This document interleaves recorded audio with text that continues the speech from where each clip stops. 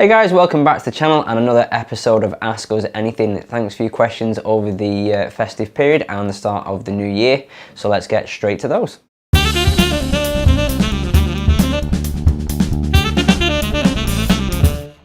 Our first question this month comes from Luke Schofield, and he asks, how important is it to have the right setup when it comes to performing live, no matter if we're professionals or amateurs? Thanks for your question, Luke. It's a really great question, and we're going to answer it from the perspective of different instruments here at Jamm. We're going to go through drums, guitar, keyboards and vocals to hopefully answer the question from different angles. So here we go.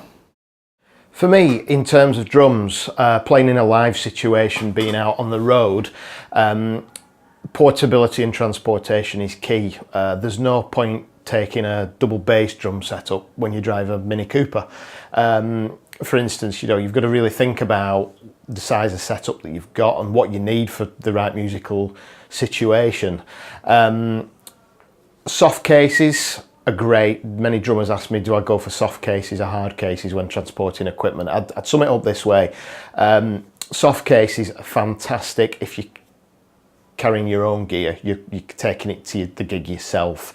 I would recommend hard cases if other people are carrying your gear for you. Crews, maybe people that you don't know. It just gives you that extra sort of level of protection for your equipment. As far as maintenance and sound on the road goes, always take care of your drum heads, change them regularly, keep an eye out for any pitting, because they do affect the sound. Gigging, always carry extra sticks. You never know when you're going to break one, lose one, drop one. And also one more thing, because as drummers we carry probably more gear than anybody else.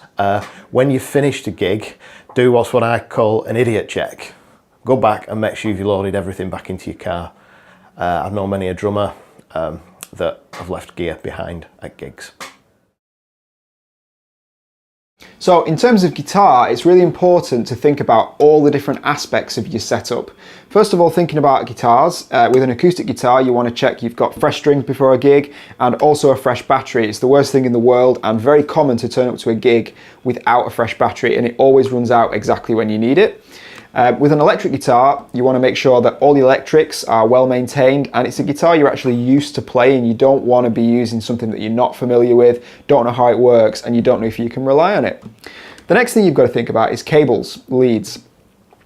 You've got to make sure that you're using good quality cables. Now, we use D'Addario cables here at the studio. They're great quality and they last a really long time. They're very reliable. So I'd recommend, whether it's the cable going from your guitar to your amp or within your pedal board setup, you're using really good quality leads so you can rely on them. And lastly, you want to make sure that you're using an amp that is something that you're used to playing with, you can always get a great sound with, and it's very reliable. You want to make sure that you tailor whichever amp you're using to the venue that you're playing. You don't want something that's too quiet, and you don't want something that's too loud.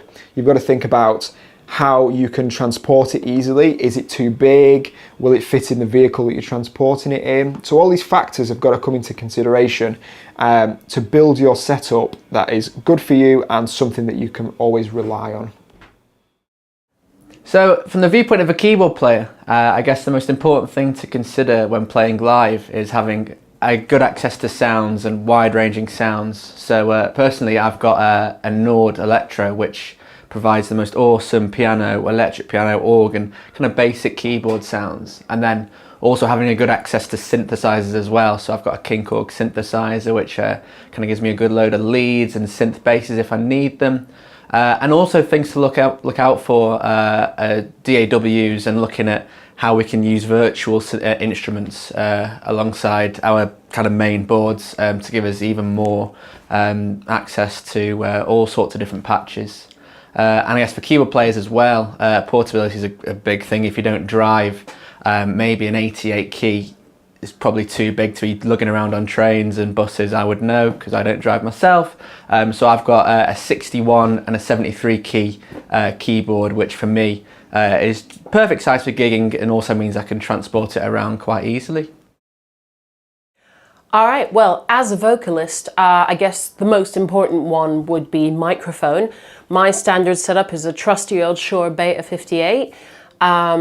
It has a nice bass roll off to it. It's pretty hardy. That being said, you know, after about 7-8 years, mine's sort of getting on a bit. So I've switched to using a TC Helicon trigger mic for effects pedals, which takes me to effects pedals.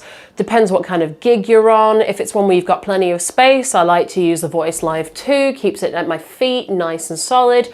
Or if there's room and aesthetic isn't too much of a question, I use the Voice Live Touch 2, which is entirely manipulated by hand.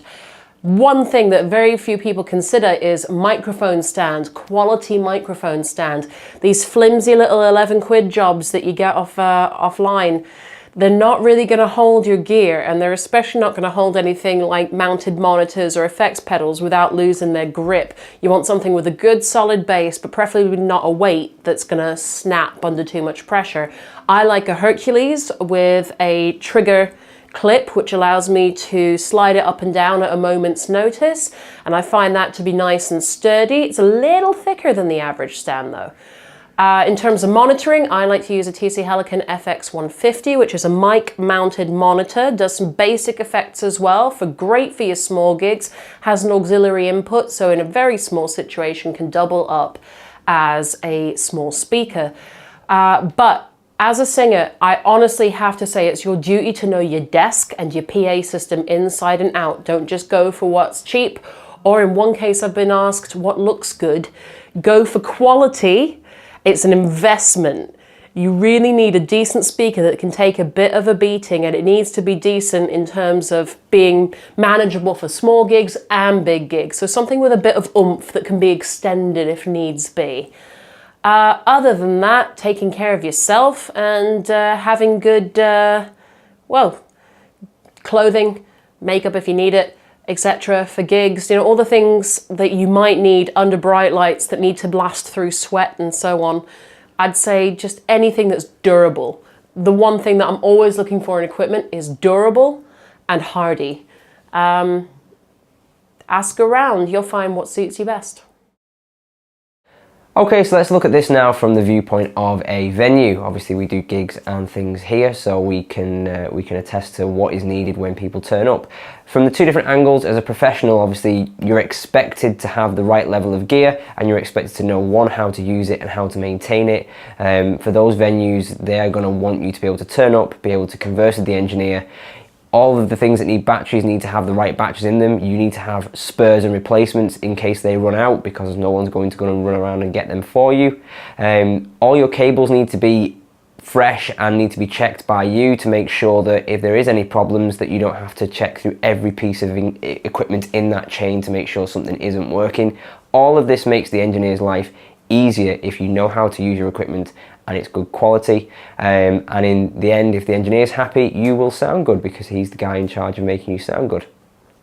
On the flip side of that, if you're an amateur, it's unlikely that you're going to play a lot of venues that have an engineer. If you're playing pubs and clubs like that, you'll be relying on your own equipment, your own PA, etc. And to an extent, it's probably even more important that for yourself, your equipment is at the right level and maintained, because if you're far from home and there's an issue, or you've run out of batteries, or you've forgotten a cable, you're kind of on your own at that point. Most shops will be shut at that time of night, and traveling home is not usually an option. So make sure you've got all the right stuff, it's all tested, and that you go through a checklist before you get to the venue. Even make sure that you ask the venue, you know, what kind of power outlets they've got, what your equipment might need. If the venue's only got 2 sets of plug sockets and you need at least 8 plug sockets, you know you need extensions. So it's important to make sure you know exactly what the venue's providing and what equipment you need, and to make sure that the stuff you take will work. And that's what a venue expects.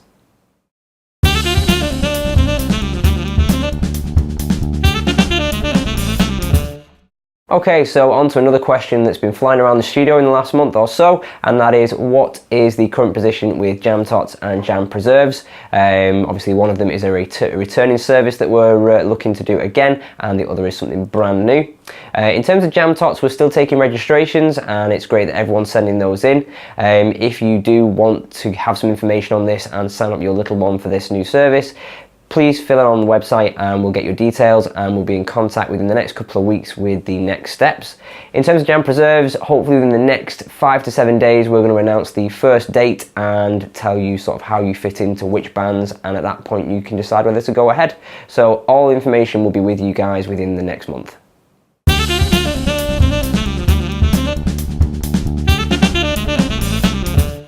Thanks for all your questions, and if you would like to feature and appear in the video for next month yourself, then please get your questions in as soon as possible. The post will go out on our social media channels early next month, so get your questions in and you could appear in next month's video. Thanks very much.